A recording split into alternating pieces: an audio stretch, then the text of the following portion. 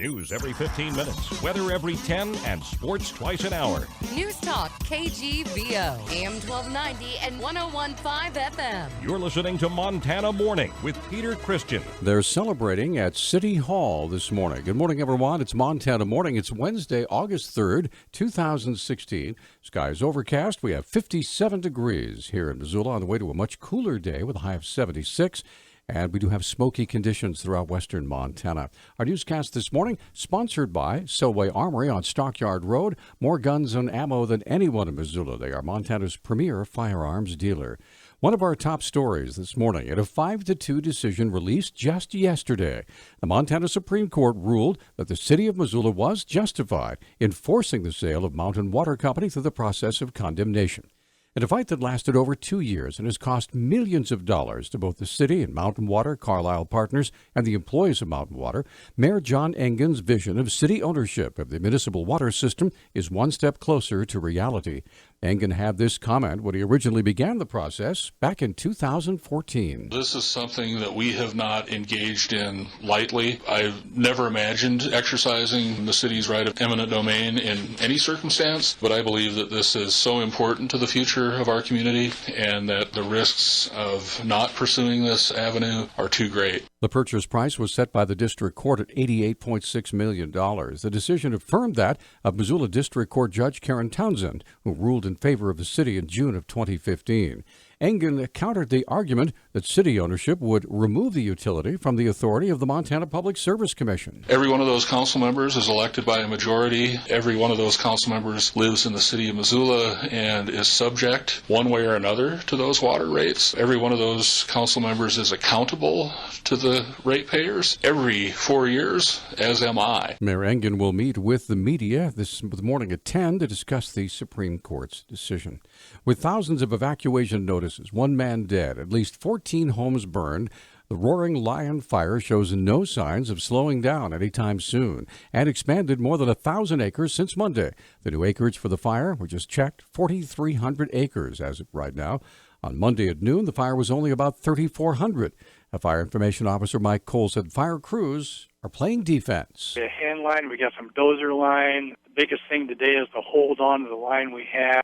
So we're not really offensive today. We're going to be more on the defensive to hold on to what we have and get in there and protect the structures, especially in the areas where the fire's already burned through, areas where there are homes, to protect those homes that we saved already. More firefighters were on the way to the Roaring Lion fire. There's a lot of equipment tasked to this blaze. Right now we have a little over 200 personnel on the fire, and that includes 5 crews, 5 20-person hand crews, 7 engines, a couple of dozers, and luckily fire activity in the west is kind of slow right now, so we have 9 helicopters assigned to the fire. One issue that firefighters have been facing is morning inversions, which pushes smoke into the valley, making aerial assaults impossible. To get full use of those 9 helicopters, great coordination and effort have to be focused in the afternoon when the smoke lifts. Staying with that topic, nearly 1,000 homes have been evacuated because of that fire. According to County Undersheriff Steve Holton, both evacuation types expanded yesterday. Everything from Owings Creek west of West Side Road is the boundary. North to Wyatt Lane is now under a Stage 2 evacuation. Previously, they were under a warning of Stage 1. So now they're actually under the Stage 2, which is the request to actually evacuate the area. Right now, in our Stage 2 evacuation zone, we have 741 homes or residences.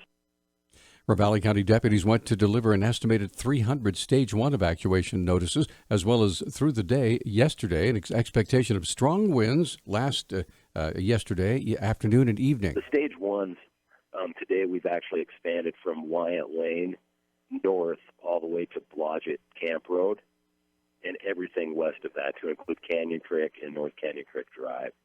That's the warning, and really what the warning is saying is there's a real possibility that there could be a need to evacuate, and just so people have a chance to get things together. Holton said residents in about 20 to 30 homes signed a waiver refusing to evacuate, and that law enforcement and firefighters are taking note of who remains in the area just in case the worst might happen.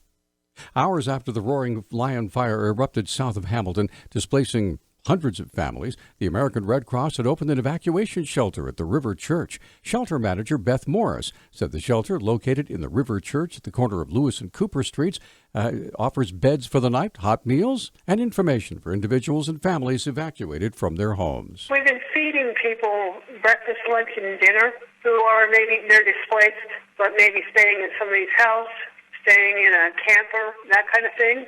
We've had people come in and get water.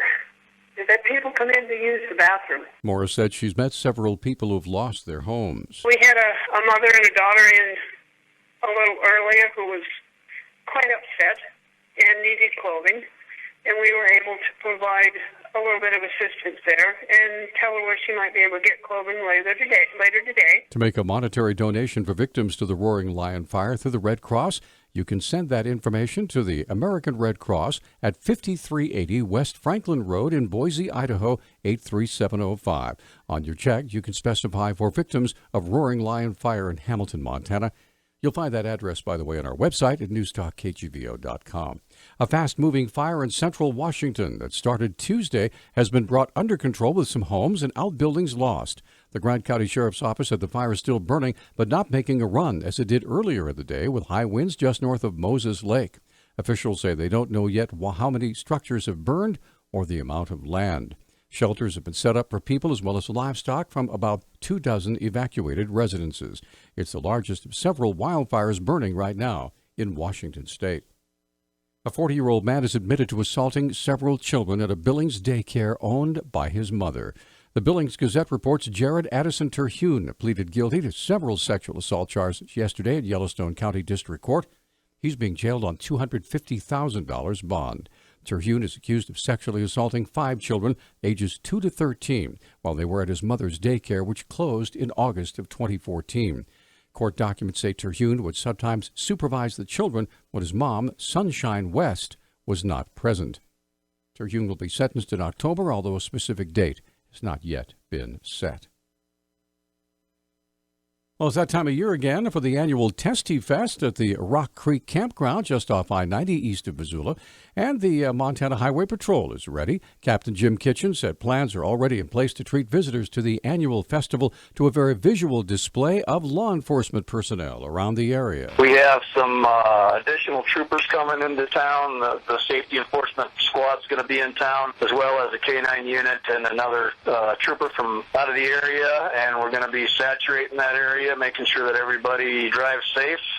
Kitchen said it's important for out-of-state visitors to the festival to know that Montana has a no-tolerance policy for drinking and driving. We have zero tolerance for any DUIs, any alcohol-related or drug impairment when you're operating a motor vehicle. You will go to jail. You will be processed. For sure, we just have no tolerance for that. There's no reason to do it when there's transportation available. Kitchen also asks drivers to avoid the area around the Roaring Lion Fire south of Hamilton, since there are so many emergency and firefighting vehicles in that area.